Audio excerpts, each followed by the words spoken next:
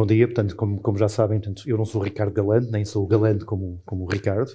O Ricardo é um data scientist da praça, muito conhecido, portanto, uma pessoa experiente neste tema. Eu espero, no fundo, atingir os objetivos da passagem de mensagem. Falando em processos de tomada de decisão inteligentes, eu começaria com o primeiro slide, que é uma tomada de decisão, direita e esquerda. E o tema aqui, como nas nossas vidas, isto tem implicações. E temos que a tomar. Ou seja, eu ali naquele ponto não posso tomar a decisão, quero sair da canoa, não quero nada disto. Não, tenho que tomar direita e esquerda. E a direita e esquerda implica um precipício de não sei quantos metros. Para mim aquilo é horrível, portanto eu não estaria numa situação daquelas. Mas a verdade é que tem que ser tomada. E esse é o ponto. Isto acontece a nível pessoal,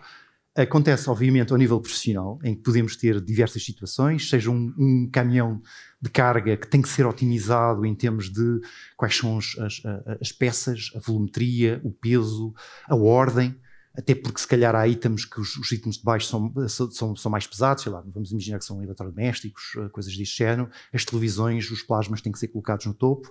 seja por exemplo numa recomendação de um produto, e todos nós já recebemos recomendações que são estranhas, que não fazem sentido. Por exemplo, eu com alguma frequência recebo de alguns hospitais privados a recomendação que se eu estou preparado para ter o próximo filho. Bom, nesta fase da minha idade não quero o próximo filho,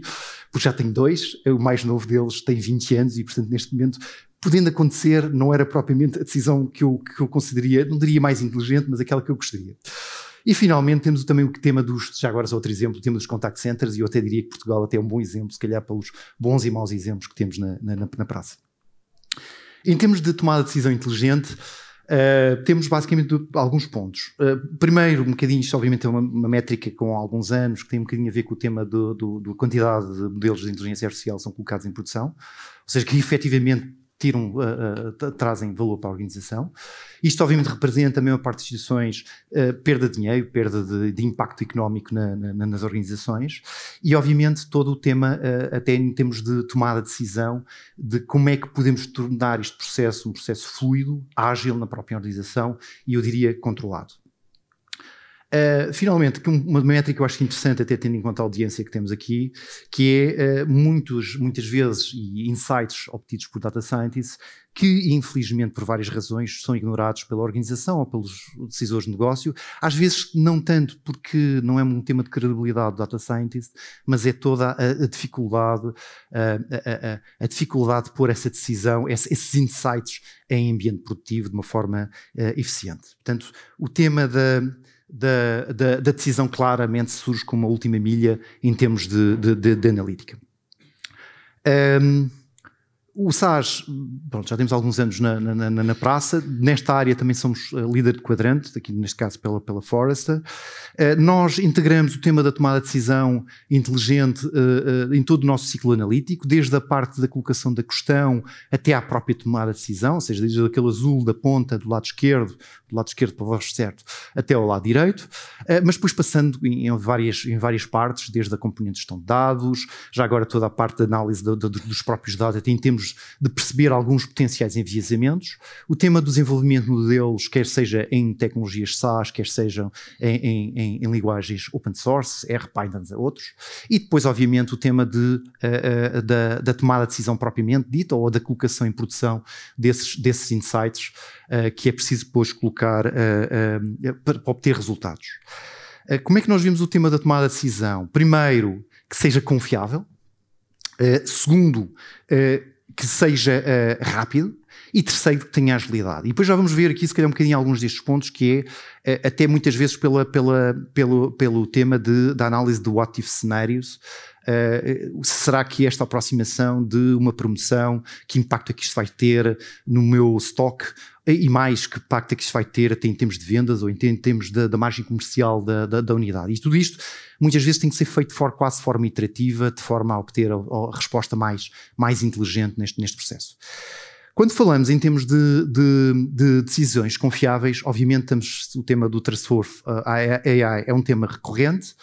surge de forma frequente. Obviamente há o tema da black box, e que é um ponto importante, ou seja, e muitas vezes o que também noto, e noto também pela minha experiência profissional, é que muitas vezes muito gestor de negócio não tem alguma dificuldade em aceitar uma decisão proposta por uma caixa que não compreende. E, portanto, o tema de compreender, seja temas de enviesamento, seja o tema de perceber o porquê daquela decisão, o tema, obviamente, da governação, em qualquer momento de todo este ciclo, e, obviamente, depois a parte de monitorização, para perceber se, nomeadamente, aquele novo modelo que colocámos em produção, ou aquele novo ciclo de decisão, realmente está a trazer resultados para o negócio, seja margem, seja satisfação de cliente, seja a unidade que se pretende medir. Isto não pode... tem que acontecer de forma rápida, seja por um lado pelo tema da velocidade em tempo real, e estamos, sei lá, a falar de uma transação bancária, um cliente está no estrangeiro, utiliza um cartão de crédito, em volume, porque os negócios crescem, porque é preciso interessar, e obviamente que seja automatizado, obviamente por todo o tema da facilidade, mas também pelo tema da própria governação em termos de,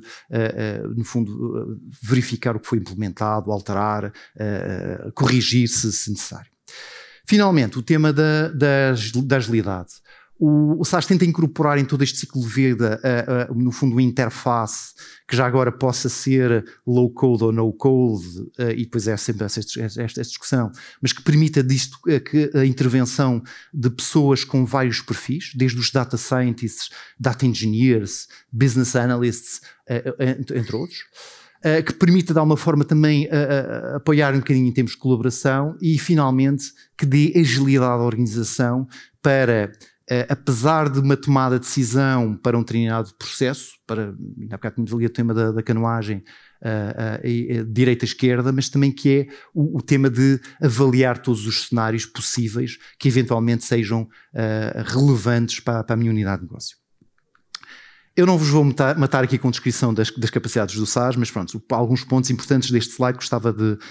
dar. Começando de baixo para cima, por um lado, um bocadinho a postura do SaaS no mercado de trabalhar com a maior parte dos players relevantes, sejam de cloud ou sejam de outro tipo de ferramentas. Obviamente a possibilidade de incorporar fontes de dados dos mais diversos setores. Estão ali alguns exemplos, shipment, inventário, etc, etc. Depois temos, obviamente, digamos, um kit de ferramentas bastante alargado e que já agora também permite já bem a integração com ferramentas de outros players e que finalmente resultam, ou normalmente resultam num produto ou uma solução ou num objetivo, basicamente. Ali temos alguns exemplos de soluções do SaaS, mais do lado esquerdo, desde a detecção a gestão de fraude, customer intelligence, etc. Mas depois também temos a capacidade de integrar com soluções de parceiros, soluções desenvolvidas à medida que para tal. Chegando ao tema do ciclo de tomada de decisão, há um ponto que nós gostamos de insistir um pouco nas nossas apresentações, que é a componente de governação e toda a parte de workflow de governação que está no topo. Obviamente depois temos ali do lado esquerdo uma componente que eu diria que é no fundo o workbench, o toolkit em termos de criação, gestão e deployment, utilizando diversas técnicas, modelos, linguagens, tenho ali alguns exemplos, ou seja, técnicas de otimização já agora, linguagens de SAS, Python, R, como já falei, regras, porque já agora continua a haver regras, margem mínima, já agora que queremos aplicar um determinado produto, dados. Depois, obviamente, temos alguma algoritmia nossa para estes processos de tomada de decisão, ali ao centro. E depois, obviamente, integração todos estes processos de decisão, quer com sistemas operacionais dos mais variados, quer em termos de pôr feedback de todas estas decisões ao serviço da organização e que depois possam ser, de alguma forma, avaliados, julgados e, obviamente, até alterados se tal for necessário.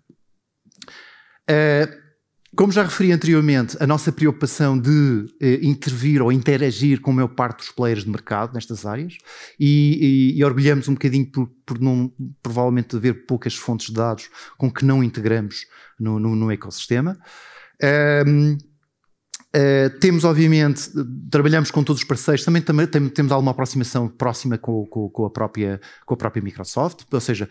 basicamente aqui um exemplo específico de integração com ferramentas da Microsoft, mas começando do lado esquerdo, em termos de flexibilidade e o que nós chamamos um bocadinho o tema da democratização da AI, ou seja em termos de linguagens de programação, até de SaaS users, ou seja de outras linguagens. A parte central e de forma consolidada, por um um lado, o tema da gestão de modelos, mas também a parte da tomada de decisão, e que estejam integrados. E há aqui um nível de integração, ou seja, com certeza que o motor de decisão vai depender, com certeza, de regras estáticas, ou que sejam outras que tais, mas também depois deverá, com certeza, modelos analíticos, nomeadamente inteligência artificial, que serão relevantes. O tema da operacionalização, seja em database, ou seja, com alguns conectores específicos, seja em stream, containers, disponibilização por via da APIs e, obviamente, alguma integração específica, em particular com a plataforma Azure, nomeadamente, por acaso não está ali nenhum ícone de OpenAI, mas nomeadamente com capacidades de OpenAI, nomeadamente, que um exemplo que me recordo,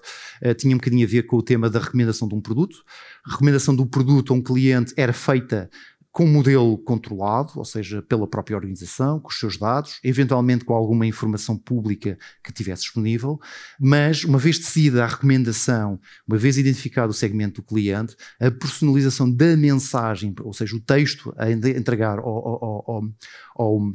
ao cliente final, era, no fundo, produzido com a ajuda do OpenAI, dando-lhe parâmetros de entrada, como qual é o perfil do cliente, se é, sei lá, mais, em termos de moda, poderia ser mais trendy, mais casual, mais conservador, mas que, obviamente, com a descrição qual era o produto que eu lhe queria apresentar, produto este que tinha a ver com decisões de negócio, nomeadamente com temas de inventário, margem, disponibilidade, enfim, um conjunto de outros que tais. Pronto, o tema aqui é mostrar que também é possível juntar o velho mundo com o novo mundo e, de alguma forma, tirar mais partido de ambas as partes. Alguns exemplos até de cenários em termos de decisões. Nós, alguns destes que são casos até de setor financeiro, nos quais temos uma presença bastante significativa, desde coisas como detecção de fraude, ali temos processamento de sinistros, mas podemos ter anti-money laundering, enfim, coisas, manutenção preditiva, ou coisas, por acaso está uma componente ali menos financeira, que é a parte mais de marketing digital, mas também temos intervenção em setores como a saúde e outros que tais. Finalmente, e só para terminar um bocadinho aqui, trazer só aqui um caso de um cliente até próximo, estamos a falar da Orange Espanha, que basicamente é um caso na área de marketing, em que basicamente o tema aqui era a criação de campanhas específicas em termos de marketing, e com temas de análise de conversão. Obviamente aqui este é mais um daqueles exemplos em que a tomada de decisão está implícita sobre qual é a campanha que eu vou lançar, que clientes, que segmentos, de que forma é que eu vou apresentar, até muitas vezes, se estivermos a falar até em sistemas multicanal, ou seja, telemóvel, website, outros e-mails, outros que tais, qual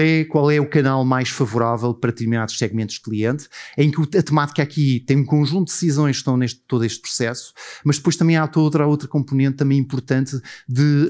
perceber o impacto, ou seja, de que forma é que isto reflete em termos de conversão nos clientes. Ali naquele caso estamos a falar